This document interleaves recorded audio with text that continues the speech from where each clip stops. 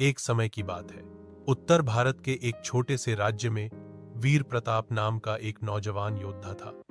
उसकी बहादुरी पूरे राज्य में मशहूर थी, लेकिन लोग उसकी एक और बात से भी डरते थे। वो कभी किसी युद्ध से हारा नहीं था और दुश्मनों के लिए उसकी तलवार मौत की दस्तक मानी जाती थी। एक दिन राजा ने प्रताप को बुलाया और कहा, राज्य के दक्षिण में एक पुराना किला है जिसे लोग श्रापित मानते हैं। वहां जाने की किसी की हिम्मत नहीं हुई, लेकिन अब वह किला हमारे लिए जरूरी है, क्योंकि उसमें छिपा है वो नक्शा जो पूरे राज्य के लिए सोने की खान का रास्ता दिखाता है। प्रताप बिना डरे निकल पड़ा। किले के पास पहुंचते ही उसे महसूस हुआ कि हवा भारी और अजीब सी ठंडी है। अंदर कदम रखते ही उसने देखा कि दीवारों पर पुराने योद्धाओं के चित्र थे, जिनकी आंखें मानो उसे देख रही हों।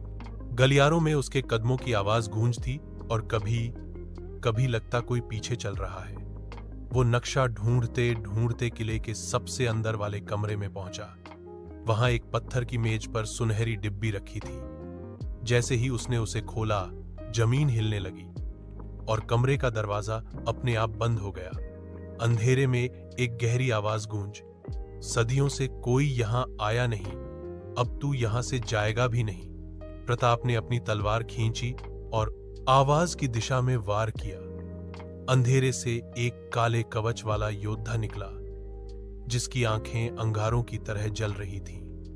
दोनों में लंबी लड़ाई हुई और आखिरकार प्रताप ने उसे हराकर डिब्बी से नक्शा निकाल लिया।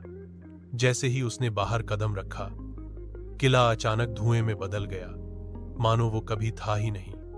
प्रताप राज्य लौटा, नक्शा राजा को दिया और लोगों ने उसे सिर्फ वीर नहीं, बल्कि राज्य का रक्षक कहना शुरू कर दिया।